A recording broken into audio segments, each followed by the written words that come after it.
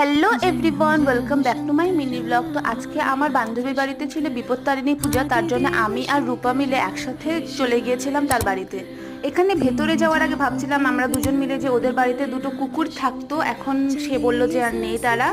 তারপর আমরা নিশ্চিন্তে ওপরে গিয়ে এখানে মায়ের দর্শন করলাম। এই হলো ওর বাড়ির বিপত্তারিণী মা। লিপিকার ব্লগে স্বাগত।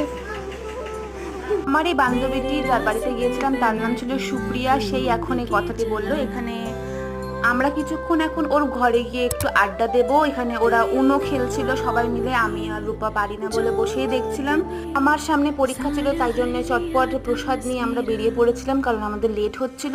এখানে এখন বাড়িতে গিয়ে আমাদের বান্ধবী যার কিছুদিন আগে বিয়ে হলো তার সাথে দেখা হয়েছিল, এবং রাস্তার মধ্যে আমরা কিছুক্ষণ এখানে আড্ডা গুজব করে এবার আমরা বাড়ি ফিরছিলাম। তো আজকের ব্লগটি আমি এখানেই শেষ করছি। So bye, follow for more.